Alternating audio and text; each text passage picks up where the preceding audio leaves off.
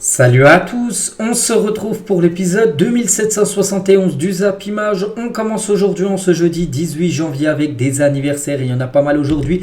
Donc tout d'abord, deux défenseurs du Real Madrid, Eder Militão, il fête aujourd'hui ses 26 ans. Ce joueur blessé depuis août dernier, il a une rupture des ligaments croisés, il devrait revenir à peu près au mois d'avril, d'après ce que j'ai pu voir. Bon anniversaire à lui. Il y a aussi Nacho, le capitaine du Real Madrid, il fête aujourd'hui ses 34 ans. Il y a aussi Lisandro Martinez, le joueur de Manchester United, champion du monde avec l'Argentine, il fête aujourd'hui ses 26 ans. Bon là c'est pas un défenseur lui, c'est Karim Adeyemi, c'est l'ailier gauche du Borussia Dortmund, il fête aujourd'hui ses 22 ans. Et il y a aussi le coach Pep Guardiola, il fête aujourd'hui ses 53 ans. Bon anniversaire à lui. Donc tiens, il y a quelques jours, lundi soir, élu meilleur entraîneur masculin de l'année 2023, un mérité avec tout ce qu'il a remporté avec City lors de l'année dernière. Donc on se demandait si pour vous c'était le plus grand entraîneur de l'histoire du football. Bon, c'est une question. Donc moi je me mettrais peut-être pas en première position. Je resterais sur Ferguson, quand même le coach écossais à l'époque de Manchester United. Pour moi le plus grand entraîneur de l'histoire du football. Mais certainement soit deuxième, soit troisième. Un Pep Guardiola, tellement qu'il est monstrueux, on peut dire, en tant qu'entraîneur. On continue les gars, on va parler maintenant de ce qui s'est passé hier. Voilà, dans n'importe quelle compétition. On commence tout d'abord avec la CAN, vu que cette compétition se joue là depuis samedi dernier. Et le Maroc jouait hier, entré en liste des Marocains contre la Tanzanie. Donc sans souci, le rouleau compresseur marocain, une victoire 3-0. Donc Romain Saïs, Asdine Ounahi et Youssef Enesri ont été les trois buteurs côté Maroc. Donc Tanzanie, enfin un joueur tanzanien, les gars, a pris un carton rouge. Bon, après voilà, c'était un match bien sûr à sens unique. Donc à noter que la Tanzanie, j'ai pas vu le match, mais j'ai regardé le résumé. Ça a été vraiment, ils ont fait beaucoup de fautes pour essayer de hacher le jeu parce qu'ils savaient qu'en gros le Maroc était bien supérieur à eux. Mais voilà, le Maroc, ils ne sont pas tombés dans le piège de cette équipe. Regardez-moi ces stats. 14 tirs pour le Maroc, 7 tirs cadrés, 3 buts. Un match quasiment parfait. La Tanzanie, les gars, c'est seulement 2 tirs dans le match, 0 tir cadré. Voilà, Yacine Bounou n'a eu aucun arrêt à réaliser lors de cette rencontre de la CAN. Et le Maroc, bien sûr, démarre très fort. C'est une équipe favorite pour remporter cette compétition quand on voit ce qu'ils ont fait lors de la dernière Coupe du Monde. Et voilà, il commence parfaitement, bien sûr, cette CAN. Il y a noté que le Maroc et le Sénégal sont les deux seules équipes à s'être imposées avec 3 buts d'écart dans cette première journée de la CAN 2023. Le Sénégal s'est imposé 3-0. La même chose pour le Maroc. Sinon, bon, il y a eu quelques victoires 2-0, mais il y a eu aussi beaucoup de soit match nul ou soit seulement des victoires avec un but d'écart. On va parler du meilleur joueur de la rencontre. C'est lui, c'est un joueur de l'Olympique de Marseille. Et c'est officiel. C'est Asdine Ounahi est élu homme du match après la victoire du Maroc face à la Tanzanie. Beau but.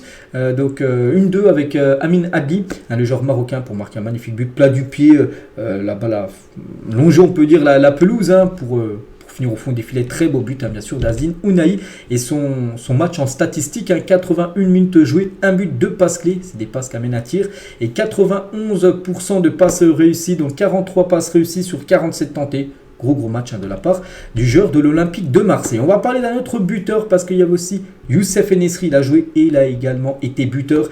Et il devient le premier joueur marocain à avoir marqué lors de 4 éditions différentes de la Coupe d'Afrique des Nations. 2017, 2019, 2021 et 2023. Youssef Enesri, regardez là-bas, c'est ces 4 photos-là. Tout en haut à gauche, là, c'était en 2017 quand il était le plus jeune. Puis après à droite, c'était 2019, 2021 et 2023 en bas à droite. Donc c'est le premier joueur marocain à réaliser cet exploit. Et toujours avec lui, donc il a marqué un but. En gros, c'est un peu spécial son but parce qu'il a marqué le but. Le but après a été refusé, je ne sais pas pourquoi. Donc il est sorti parce qu'il a été remplacé. Et en gros, son but après a été validé. Du coup, il a fêté son but en gros sur le banc. Vu qu'il venait d'être remplacé, il a fêté son but avec ses collègues qui étaient sur le banc, juste à côté de lui. On va parler de l'autre buteur, parce qu'on a parlé déjà d'Asdine Ounahi, buteur, Youssef Enesri, buteur. Il y avait aussi Romain Saïs, le buteur, buteur aussi dans le match. Il y a 33 ans et 296 jours, Romain Saïs est devenu le deuxième buteur le plus âgé du Maroc à la Coupe d'Afrique des Nations après Moubarak Boussoufa, lui qui avait marqué à 34 ans et 320 jours. Lui, c'est toujours lui le recordman du buteur marocain le plus vieux, on peut dire en CAN. Donc lui deuxième à Romain Saïs, donc on le félicite bien sûr. Romain Saïs est toujours avec le Maroc, donc ils ont marqué lors de leurs 10 derniers matchs à la Coupe d'Afrique des Nations. C'est la deuxième plus longue série en cours actuellement. Il y a seulement le Burkina Faso qui fait mieux. Donc le Burkina Faso sur leurs 15 derniers matchs de CAN, ils ont marqué au moins un but à chaque fois. Donc voilà, une petite stat de plus concernant ces deux sélections. On continue les gars, il y avait aussi un autre match hier dans la même poule que le Maroc. Donc c'était entre la République démocratique du Congo et la Zambie. Score final 1-1 malgré une très large domination des Léopards, donc la RDC.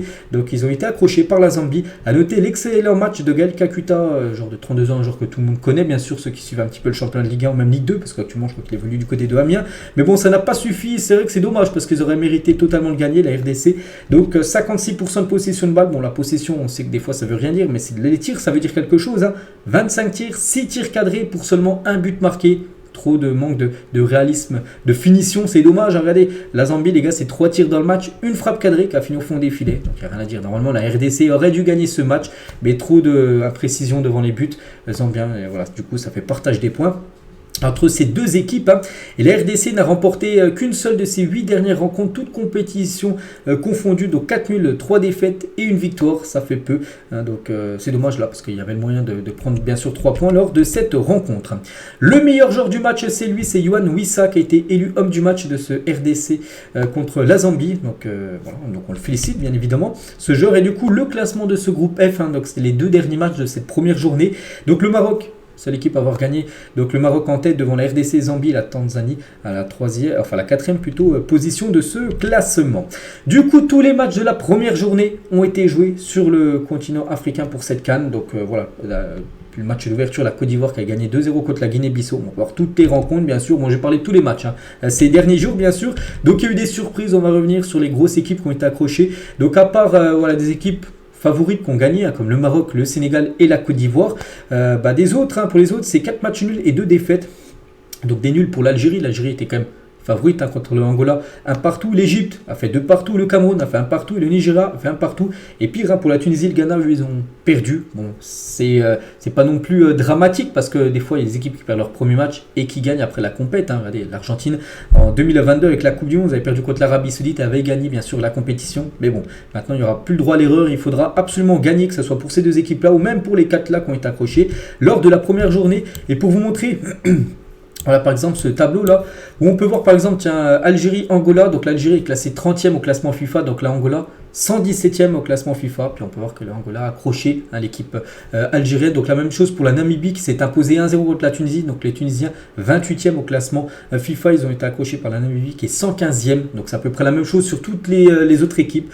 Donc voilà pour vous dire en gros qu'il y a eu pas mal de surprise en ce début de Coupe d'Afrique des Nations. Toujours avec cette première journée, donc on connaît tous les MOTM, en gros tous les joueurs qui ont été élus hommes du match, de toutes les rencontres qui ont été jouées. Voilà, bon, je ne vais pas citer tous les joueurs, on peut voir bien sûr c'est lesquels. Et sur le Twitter Actu Foot Afrique, en gros, ils ont réalisé l'équipe type de cette première journée avec des joueurs qui ont été très performants. Il y a comme Romain Saïs, on a parlé hier, tout à l'heure, mais hier il a été buteur, il a fait un gros match. JQ, le défenseur ghanéen, pourtant il a été élu homme du match, JQ, mais pourtant le Ghana s'est quand même incliné 1-2. N'oubliez pas lors de ce match, mais il avait fait un gros match, sinon le Ghana aurait pris encore plus de buts. On peut voir Seko Fofana, on se souvient de son but lors du match d'ouverture, Asdin Ounahi, Camara avec son doublé avec le Sénégal, Salah, donc Salah même s'il n'avait pas fait un énorme match, il avait quand même marqué un but sur penalty et une passe D, mais bon, voilà, il figure quand même dedans. Otto et Sinayoko en attaque, donc voilà, l'équipe type de cette première journée, on va dire de la Coupe d'Afrique des Nations. Le programme aujourd'hui, parce que là on bascule sur la deuxième journée et on commence avec la Guinée équatoriale contre la Guinée-Bissau. C'est aujourd'hui 15h. Donc là, tant mieux pour ceux qui gagnera. Ceux qui perdent, ça sent très très mauvais. C'est une équipe qui s'incline. Et la Côte d'Ivoire contre le Nigeria, gros choc aujourd'hui à 18h. Et l'Égypte contre le Ghana, également gros choc. Et à noter que là, les deux équipes, donc l'Égypte a fait nul, le Ghana a perdu. Là aussi, celui qui va perdre aujourd'hui, ça sera quasiment fini. Si le Ghana, par exemple, a perdu le premier match, ils perdent encore ce soir. On pourra dire qu'ils sont quasiment déjà, enfin je crois même éliminés officiellement s'il y a défaite. Et demain les gars, il y aura un gros match. Demain il y aura le Sénégal contre le Cameroun. Là aussi c'est un gros choc. N'oubliez pas que les dernières confrontations, donc 5 victoires pour le Sénégal, 4 victoires pour le Cameroun, donc 5 nuls, 2 victoires au tir au but. Donc voilà, c'est toujours serré bien sûr entre ces deux équipes. Donc ça sera demain bien sûr cette rencontre. On continue les gars, il y a aussi la Coupe d'Asie qui se joue actuellement. On va parler rapidement du Qatar. Là aussi on bascule sur la deuxième journée. Le Qatar s'est imposé lors de la première journée 3-0 et là ils sont imposés pour la deuxième journée 1-0 du coup, contre le Tadjikistan. Mais pas que c'est au Qatar cette compétition, donc parfait bien sûr pour cette sélection qui se qualifie avec 2 matchs de victoire en match de poule. Ils sont déjà qualifiés pour le reste, pour les huitièmes de finale on peut dire, donc un match totalement dominé bien sûr par le Qatar. Et il y a aussi le Liban contre la Chine 0-0, voilà, pas eu de but lors de cette rencontre qui a été chaude. Moi j'ai pas vu le match, mais bon, quand on voit l'image là avec l'arbitre qui essaie de séparer un peu tout le monde, on pense que ça a été très très chaud. Du coup le classement, donc le Qatar 6 points, donc la Chine 2 points, Tadjikistan 1 point et le Liban 1 point. Donc le Qatar est sûr d'être qualifié et sûr de finir à la première position. Il ne reste plus qu'un match. Là, c'est les matchs des poules. Donc voilà. Bon, après, ça va se jouer entre Chine, Tadjikistan, le Liban. La deuxième place qualificative, bien sûr, vous le savez, pour se qualifier pour la suite de cette Coupe d'Asie. Aujourd'hui, le programme, la Syrie contre l'Australie, midi 30, l'Inde contre l'Ouzbékistan, 15h30, et la Palestine contre les Émirats Arabes Unis, ça sera à 18h30. Voilà, concernant ces 3 rencontres qu'on parlera bien évidemment demain. On revient nous en Europe, on va parler des matchs aussi qui ont eu lieu hier et tiens de la Coupe du Roi. Et on commence avec Girona contre le Rayo Vallecano et ça passe pour le Girona qui se qualifie pour les quarts de finale de cette Coupe du Roi. Donc une victoire 3-1, notez que Blind a été buteur et aussi Stuani. Donc les 3 buts côté Girona ont été inscrits au bout de 26 minutes de jeu. Donc Stuani a marqué à la 15e, 19e et Blind à la 26e minute de jeu. Donc du coup 3-1, eux qui sont très bons championnat, confirment aussi, ils sont quand même en quart de finale de cette compétition. Donc félicitations à l'équipe de Gérone. Il y avait aussi Valence contre le Celta Vigo. C'est le Celta Vigo qui s'est imposé 3-1 lors de cette rencontre. Osasuna contre le Real Sociedad. Tiens, la Real Sociedad, futur adversaire du PSG là dans à peu près 4 semaines. Donc ils se sont imposés 2-0 du côté d'Osasuna. Et tiens, je voulais juste vous parler d'un joueur les gars. Tiens, c'est le joueur là. André Silva qui est sorti et Sadik. Umar Sadik, on avait parlé il y a quelques jours, c'est un joueur normalement qui aurait dû jouer la CAN avec le Nigeria, je l'ai dit il est forfait, il a dû annoncer son forfait, tout ça, et on peut voir quand même qu'il a joué. Il a joué quand même avec la Real Sociedad, il est rentré en jeu à la 73e minute de jeu, donc s'il a joué les 20 dernières minutes du match, c'est qu'il était apte à jouer, donc voilà. Ce joueur qui aurait dû jouer avec la Nigeria, puis du coup, forfait, puis du coup il joue avec la Real Sociedad, c'est incompréhensible. Bref, on continue les gars, donc la Coupe du Roi. Il reste plus que 2 matchs. Aujourd'hui, 19h30, Unionistas, c'est une équipe de Détroit espagnol, c'est Unionistas de Salamanque, exactement le nom de l'équipe, contre le FC Barcelone. Attention, c'est la défaite du Barça, les gars, Xavi sera licencié dans la foulée, c'est quasiment sûr. Et ce soir, l'Atlético Madrid contre le Real Madrid. N'oubliez pas que l'Atlético, la seule équipe à avoir battu le Real Madrid cette saison, c'est en championnat, c'est au mois de septembre dernier, une victoire 3-1. Sinon, le Real n'a perdu aucun match cette saison, en toute compétition confondue. Donc, quand ils avaient gagné l'Atlético contre le Real, c'était dans leur stade. On verra ce soir si le Real va prendre sa revanche. Mais pas qu'il y a eu ce match il y a quelques jours, c'était mercredi dernier.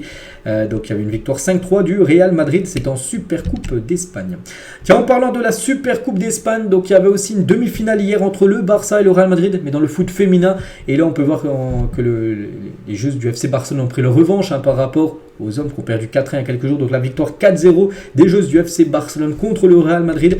Donc un match à sens unique. Bon, après le Barça féminin est bien meilleure que le Real Madrid féminin, là il n'y a rien à dire, elles sont tellement fortes, même en Europe, elles ont gagné par exemple la dernière Ligue des Champions, et en tout il y a eu 13 rencontres vraiment officielles entre le Barça féminin et le Real Madrid féminin, c'est simple, il y a eu 13 victoires du FC Barcelone féminin, elles ont toujours gagné contre le Real Madrid, donc voilà, puis regardez par exemple les buts, sur ces 13 rencontres, 61 buts inscrits par le FC Barcelone, seulement 7 buts concédés, voilà, contre le Real Madrid féminin, voilà, c'est un rouleau compresseur, le Barça féminin, tout simplement, et donc là elles ont gagné 4-0 en demi-finale, c'était la demi-finale, donc là elles vont jouer la finale, je ne sais pas c'est qui l'autre demi-finale, mais bon, elles avaient gagné aussi le 19 novembre, une victoire 5-0, elles avaient mis au Real Madrid, donc voilà, le rouleau, on peut dire, j'ai dit un compresseur, du FC Barcelone féminin. Tiens, rapidement aussi en France, les gars, il y avait une équipe féminine, le PSG qui jouait contre l'équipe de Reims, de la première division de la dernière Climat, c'était un match en retard, du coup c'est joué hier 4-0 pour le Paris Saint-Germain féminin, qui reste toujours à cette deuxième place, mais loin derrière les Lyonnaises.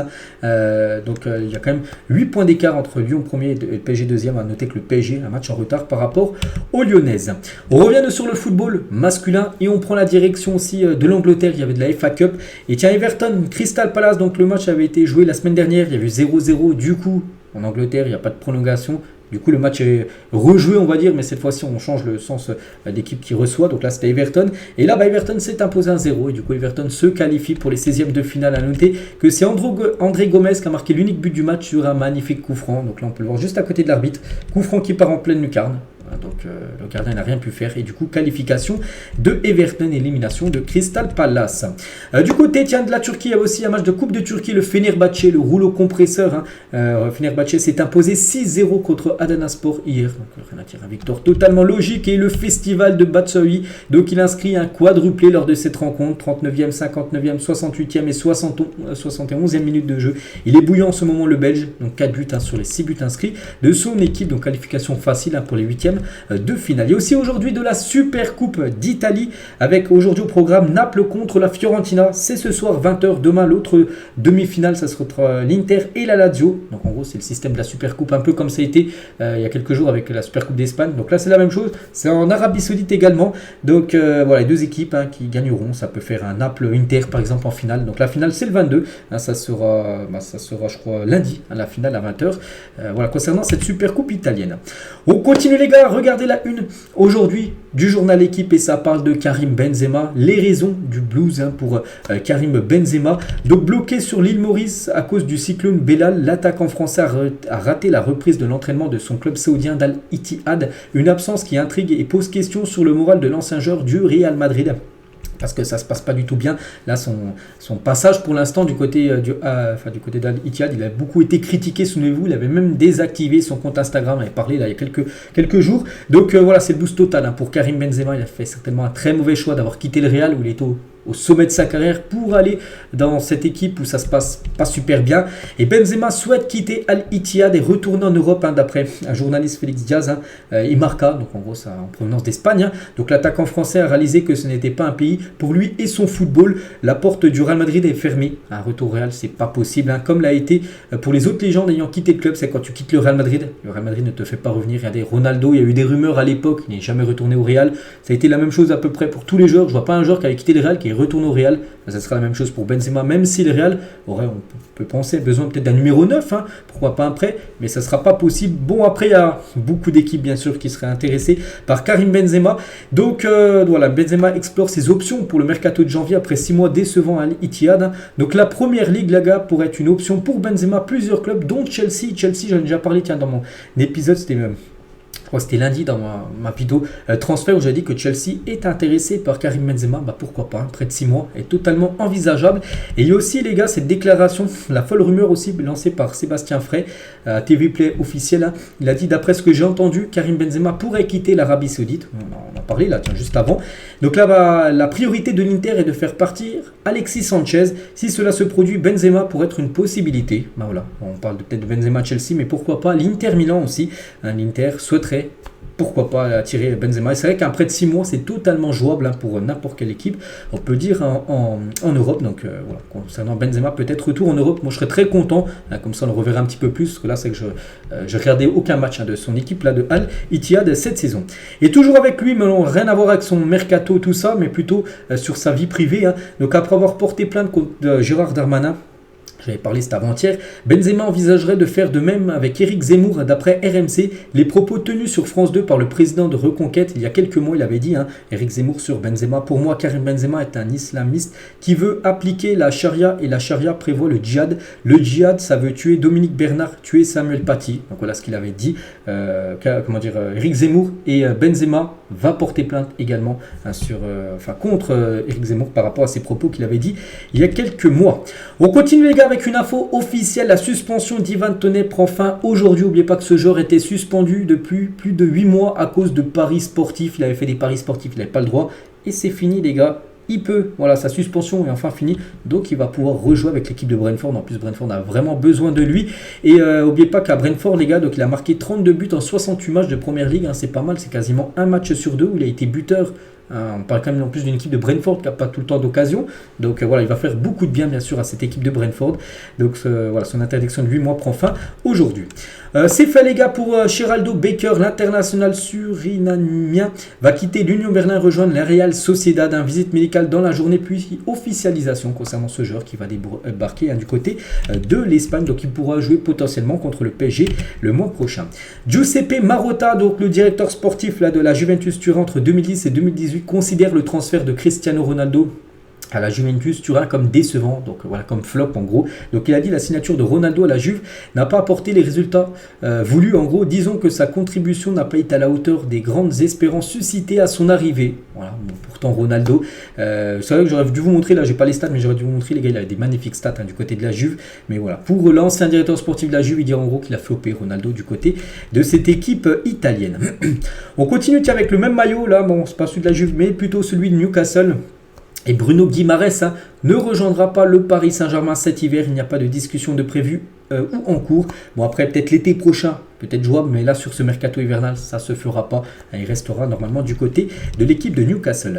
Tiens, un transfert officiel, Renan Lodi, qu'on a beaucoup parlé là ces derniers jours, bah voilà, c'est officiel, quitte l'Olympique de Marseille et s'engage du côté de Al Hilal. L'opération s'élève à 22 millions d'euros plus bonus, une grosse plus-value quand même pour Marseille, qui l'a acheté 13 millions d'euros en juillet dernier à l'Atlético. Ils leur vendent 22 millions d'euros. Donc bon, après l'Atlético avait mis à 20% à la revente, qui vont toucher, mais bon, Marseille est toujours quand même gagnant dans l'opération, et du coup Marseille a déjà trouvé son remplaçant. N'oubliez pas que c'est comment il s'appelle, Ulies, on a parlé, un international suisse, qui a signé officiellement du côté de Marseille en tant que défenseur gauche, pour remplacer Renan Lodi. On lui souhaite bonne chance dans l'équipe où joue par exemple Koulibaly ou un certain Neymar. Thiago Alcantara est la nouvelle cible de l'Arabie Saoudite, ce joueur qui est en fin de contrat dans moins de 6 mois, là, dans le 30 juin prochain avec l'équipe de Liverpool. Et il pourrait être tenté par un départ en Arabie Saoudite, soit sur ce mercato hivernal, soit l'été prochain, gratuitement. Tiens, en parlant d'un joueur, lui, qui fait le sens inverse, il est parti en Arabie Saoudite, il jouait également à Liverpool à l'époque, mais il revient en Europe et here we go. D'après Fabrizio Romano, c'est Jordan Anderson à l'Ajax Amsterdam, here we go. Donc voilà, ça tournait, on peut dire, un peu au flop, du côté de Al Ettifaq. Pourtant c'était le capitaine de cette équipe, donc il va diviser son salaire, bien évidemment, je ne sais pas par 2, par 3, mais il touchera moins d'argent bien sûr à l'Ajax, mais il revient en Europe. Voilà, c'est quasiment fait, ça devrait être officiel là dans la journée. Un autre joueur qui évolue en Arabie Saoudite, donc lui devrait bien rester, c'est Roberto Firmino. N'envisage pas de quitter Al Ahly en janvier, pourtant il joue très peu, Roberto Firmino, et surtout il a marqué très peu de buts cette saison, c'est une grande déception également, et pour lui il souhaite quand même rester du côté du championnat saoudien. Tiens, on va parler de Kylian Mbappé. A pris la pause pour le magazine GQ France, voilà, qui a apparu aujourd'hui, quelques photos de Kylian, tout simplement, dans ce magazine. N'oubliez pas que ce soir, pour ceux qui veulent, sur la France 2, il y aura un envoyé spécial sur Kylian Mbappé. Bon, ça va pas parler un peu de son football, mais plutôt de tout ce qu'il fait en dehors du foot. Donc je pense le regarder, moi, cette émission qui va apprendre beaucoup de choses sur Kylian Mbappé. C'est sur France 2, c'est à 21h ce soir. Voilà, petite info. Et tiens, toujours avec Kylian, les gars, sur GQ Magazine, avec les photos, il est interviewé aussi par rapport au JO de Paris 2024. Il a dit: je suis arrivé à un stade de ma vie et de ma carrière où je ne veux plus forcer les choses, si on me les laisse faire, j'irai avec grand plaisir, mais si ce n'est pas possible, je comprendrai. En gros, tout dépend de son club, si c'est au PSG ou au Real, parce qu'on ne sait pas où il jouera l'été prochain. Donc il demandera à son club s'il peut jouer les JO. Si son club dit oui, il les jouera. Si son club dit non, non, on préfère pas que tu les joues, mais il ne jouera pas tout simplement. Il a dit: pour tout sportif, les JO ont une place spéciale et je souhaitais déjà la Tokyo, car je veux tout gagner, inscrire mon nom dans l'histoire de l'équipe de France comme celui d'un joueur qui a compté. Mais bon, lui, personnellement, il veut bien sûr jouer ces JO. En plus, c'est à Paris. Ce sera les seuls qui pourra vivre en France, bien sûr, à Paris. Donc voilà, c'est pour ça qu'il va absolument les jouer. Mais il comprendrait bien sûr si le Real ou le PSG, on ne sait pas où bien sûr il jouera, disait non.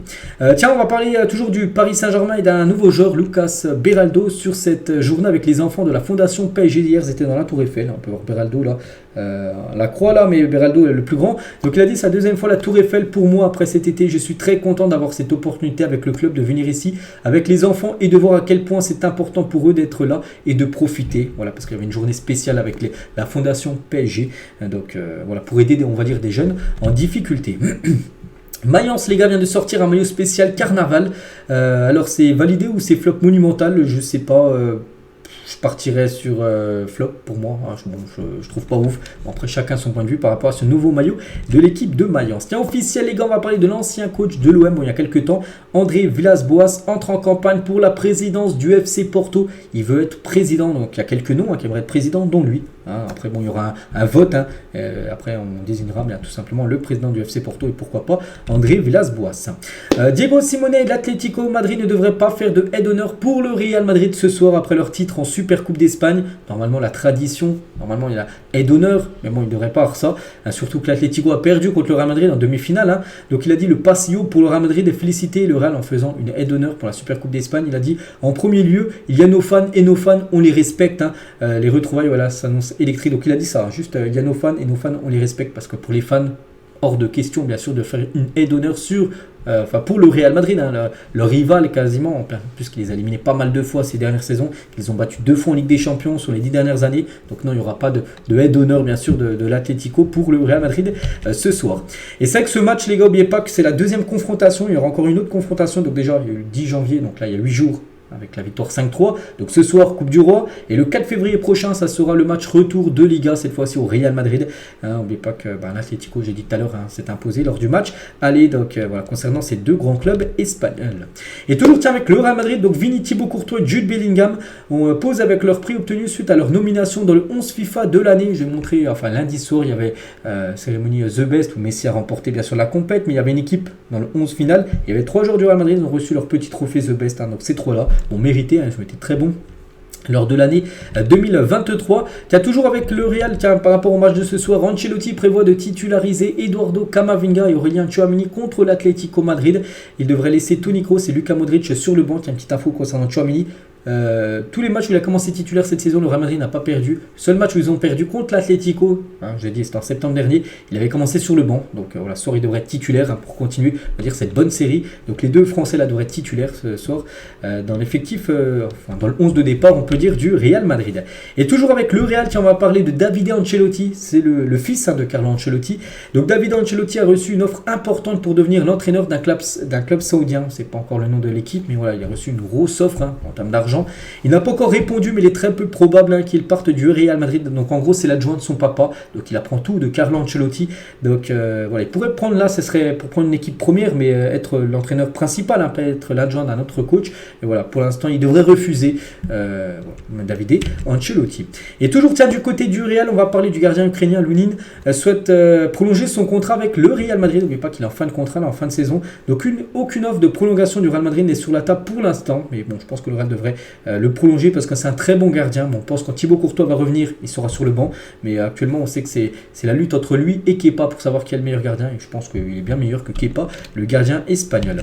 On continue, tiens, on va parler de Warren Zaïre-Emery hier au défilé Louis Vuitton de la Fashion Week. On a pu voir des photos du Goïki Tike ou même Kurzawa. J'ai montré hier, donc il y avait aussi Zaïre-Emery qui était présent. Donc il est accompagné de Océane Nathalie Toussaint, joueuse elle aussi du Paris Saint-Germain. Voilà, je ne sais pas s'ils sont en couple ou pas, je ne sais pas, peut-être sont mieux en amis tout simplement, mais voilà des nouvelles de Warren Zaïre-Emery. Et qu'atombe à Lorient, 18 joueurs étaient absents à l'entraînement hier. On sait que déjà Lorient, cette saison, c'est une catastrophe. Je crois qu'ils sont avant-dernier de la Ligue 1, ou dernier, je ne sais plus combien dans leur classement, mais bon, très compliqué. Il y a eu beaucoup de joueurs blessés, malades. Donc ça, c'est pas du tout bon, bien sûr, pour cette équipe.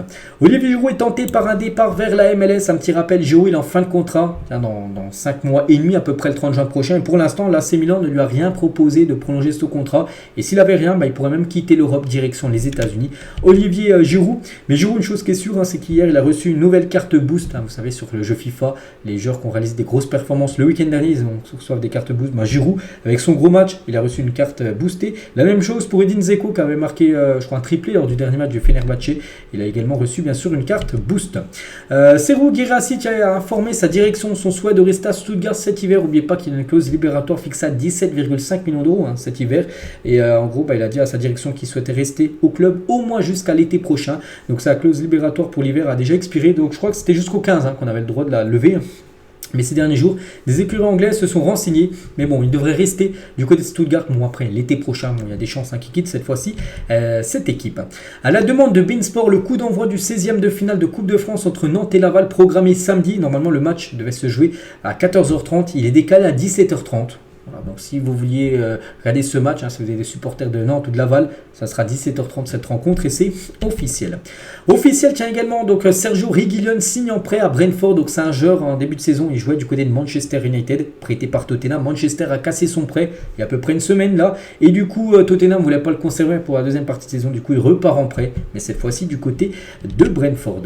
Rennes a trouvé un accord pour le remplaçant de Matic, qui va bien quitter le club. On l'annonce à Lyon, Matic, enfin d'après ce que j'ai pu voir. Donc Rennes aurait trouvé son remplaçant et s'est mis d'accord avec Tadzor Matusiwa. Donc c'est un joueur de Reims. Voilà, donc pour avoir un accord autour de 16 millions d'euros. Officiel, on va parler de l'équipe de Ligue 2 de Bastia. Le Sporting Club de Bastia a écopé d'un retrait d'un point ferme au classement de Ligue 2 par la commission de discipline de la LFP. Donc qu'est-ce qui s'est passé? Donc tout d'abord, propos racistes envers l'arbitre, usage d'engins pyrotechniques et jet de pétard sur l'aire de jeu. Et du coup, un point de retrait ferme, c'est pas avec sursis. Non, c'est ferme, c'est-à-dire là, ils ont un point en main maintenant au classement, l'équipe de Bastia. On va parler de la billetterie d'Orléans ce matin à 8h pour le 16e de finale de Coupe de France face au PSG. C'est après-demain, donc l'année 18, c'est le 20 Samedi soir, 20h45, Orléans reçoit le PSG. Et voilà, regardez, il y a des gens, les gars. Il y a des gens, ils ont passé je ne sais pas combien d'heures devant la billetterie pour avoir leur billet, tout simplement, pour aller suivre cette rencontre. Hein. Donc voilà, regardez. Pour l'occasion, quelques supporters faisaient déjà la queue. Hier soir, à 22h30, il y en a, ils ont passé toute la nuit devant le guichet voilà, pour aller prendre leur billet, alors que ça ouvre seulement à 10h du matin la billetterie. Hein, donc voilà, en plus c'est très cher les places. Hein. Voilà, donc le collectif déjà Ultra Paris annonce qu'il boycotte le déplacement à Orléans en raison des tarifs trop élevés des parkages. Orléans demande 60 € par supporter. Hein, c'est très cher, surtout pour un match de Coupe de France. Donc ouais, ils ont triplé les prix par 15-20, enfin le club de Orléans, pour aller suivre seulement une rencontre contre le PSG. Donc voilà, concernant bien sûr cette rencontre. C'est toujours du côté du PSG. Donc le PSG pourrait déjà tenter de vendre Gonzalo Ramos cet hiver si une offre élevée arrivait. Donc Luis Enrique ne le considère pas comme capable sur les matchs de haut niveau d'incarner le 9 qu'il envisage. Et c'est vrai que c'est plutôt une déception, on va dire.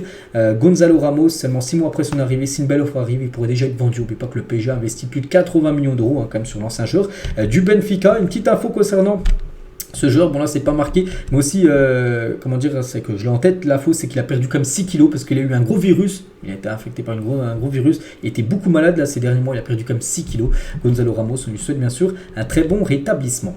Voici à quoi doit ressembler le prochain maillot extérieur de l'équipe de Chelsea. Bon, le maillot tout blanc, bon le maillot domicile sera bleu hein, comme d'habitude, le maillot extérieur sera un maillot blanc. Infinity Athlete hein, sera toujours le sponsor. N'oubliez pas qu'en tout début de saison, ils avaient joué les premiers matchs sans sponsor, après ils avaient trouvé un partenariat avec ce sponsor. N'oubliez pas que le logo hein, devrait être de couleur rouge, hein. C'est plutôt original pour cette équipe de Chelsea. Certains supporters du Barça n'ont pas apprécié de savoir que Valverde et Modric avaient voté pour Messi en première place au trophée The Best. Hein. Donc voilà, par exemple, des supporters, pas certains supporters du Barça, mais plutôt supporters du Real. Là, c'est une petite erreur. Donc voilà, vote pour Messi, ça se fait pas en gros parce qu'on sait que Messi a gagné le trophée The Best, ça on le sait, et les capitaines de sélection ont pu voter. Donc par exemple, Modric, capitaine de la Croatie, Valverde, capitaine de l'Uruguay, ils ont pu voter. Ils ont voté pour Messi en première position. Et du côté des fans du Real Madrid, c'est pas passé. On peut voir là. On peut voir aussi, tiens, cette liste-là, regardez tout en bas. Un supporter du Real, I love Jude. Hein, donc Jude Bellingham, il a mis Modric out. Donc Modric sort du Real Madrid. Voilà, pas mal de messages contre Modric et contre Valverde pour avoir donné leur vote tout simplement à Messi lors de ce trophée The Best. Le Barça de 2010 et Manchester City de 2023 sont les deux seules équipes à avoir placé 6 joueurs dans un 11 FIFA de l'année. L'effet Pep Guardiola, parce que Pep Guardiola était l'entraîneur de ces deux équipes en 2023, City, et en 2010, un grand Barça, c'était aussi lui l'entraîneur. C'est qu'il y a eu 6 joueurs là, de Manchester City, comme dans le 11 final. On avait parlé aussi de 3 joueurs du Real Madrid tout à l'heure, où j'ai montré la photo. Tiens, en parlant du Barça, donc Xavi, il a dit, le jour où je verrai que les joueurs ne sont plus derrière moi, je ferai mes valises et je partirai. C'est évident qu'ils sont derrière moi actuellement. Je ne vois aucune déception parmi les supporters du Barça. Donc il dit que les joueurs sont derrière lui, c'est peut-être vrai, mais les supporters pour l'instant ils sont vraiment en train de le lâcher. Hein, Xavi, des fois je vois un peu les réseaux sociaux, il y a beaucoup de Xavi out, c'est-à-dire voilà, Xavi dehors. Et c'est vrai que Sivna a quitté le club, donc il y a des noms qui circulent. Il y a ce nom les gars, il y a Thiago Motta qui est une option aussi pour remplacer Xavi au Barça. J'ai vu des noms aussi comme Mikel Arteta, comme Rafa Marquez. Rafa Marquez, c'est ancien défenseur du Barça, défenseur mexicain, mais entraîneur de l'équipe B du Barça, le Barça Athletic. Donc voilà, quelques noms déjà qui circulent ainsi. Xavi venait à se faire licencier là dans les prochains jours. Et il y en a un qui veut pas être entraîné par Xavi, c'est lui, Sergi Dest. N'oubliez pas qu'il appartient au Barça, prêté au PSV, vous fait une grosse saison. Le PSV, les gars, c'est impressionnant, championnat, 17 matchs, 17 victoires. Bon bref, je ne reviendrai pas au Barça si Xavi est toujours là-bas. Voilà, donc il avertit le Barça qu'il ne fera pas son retour dans cette équipe. Si l'entraîneur actuel n'est pas, parce que Xavi ne comptait pas du tout sur le joueur américain. La neige est bien tombée sur la Gaillette, donc c'est le centre d'entraînement du côté de Lens. On sait qu'il y a beaucoup de neige actuellement, que ce soit à Paris, en région parisienne, en Hauts-de-France, peu importe. Et c'est vrai que ça a beaucoup neigé du côté de Lens ou même du côté de Lille, parce qu'entraînement sous la neige aujourd'hui. Pour les joueurs lillois, pour préparer leur prochain match, là, ça sera un match de Coupe de France ce week-end. Il y a 4 ans, jour pour jour, un certain Erling Haaland faisait ses débuts avec le Borussia Dortmund. Et ce grand malade avait inscrit un triplé en 23 minutes. Premier match, triplé pour lui en 23 minutes pour Erling Haaland. Voilà, bon, maintenant, sûr, tout le monde le connaît. L'attaquant norvégien, toujours blessé, devrait revenir, n'oubliez pas, début du mois de février, il est blessé depuis quasiment début décembre. Afin d'accélérer la croissance du football féminin, DAZN, qui détient les droits de la Ligue des champions féminines, notamment, a décidé de rendre accessible gratuitement l'intégralité des rencontres à venir dans cette saison de cette compétition. Donc les rencontres du championnat féminin espagnol, allemand et saoudien seront également diffusées gratuitement sur DAZN. En gros, c'est pour montrer de plus en plus du football féminin, tout simplement. Donc ils vont mettre des matchs gratuits, donc tant mieux. Bon, après je pense que ça va intéresser peu de personnes, par exemple du football féminin saoudien. Je pense que là il n'y aura pas trop d'audience, bien sûr. Bon, après peut-être Ligue des Champions, ça peut intéresser bien sûr les amateurs de foot à regarder les grandes équipes en Ligue des Champions féminines s'affronter, voilà, du foot féminin saoudien. Je pense que là ça ne va pas intéresser beaucoup de personnes. Le Coq Sportif vient de dévoiler les tenues officielles des membres de l'équipe de France olympique qui participeront aux Jeux Olympiques de Paris 2024. Donc voilà, tout ça, parce que pourquoi je parle des JO, parce que les JO c'est pas non plus du foot, n'oubliez pas qu'il y a une catégorie football bien sûr dans les Jeux Olympiques. Et on finit les gars cet épisode aujourd'hui, c'est la dernière info, il y a 6 ans jour pour jour, c'était le 18 janvier 2018. Bon bref, le PSG écrasait, humiliait l'équipe de Dijon 8-0 et ça avait été le festival de Neymar. Il avait marqué 4 buts, Cavani 1 but, Di Maria doublé et Mbappé avait également marqué son but. Donc voilà, 8-0, c'était il y a 6 ans, jour pour jour. Donc voilà les gars, tout ce qu'il y a à dire aujourd'hui. J'espère que ça vous a plu. On se retrouve tout à l'heure, il y a l'after Zap Image aux alentours des 16h, ça va sortir. Puis demain sur cette chaîne, bien sûr, on se retrouve, on parlera de tout ce qui s'est passé aujourd'hui avec tous les matchs au programme qu'on a parlé tout à l'heure. Bonne journée à vous et à demain.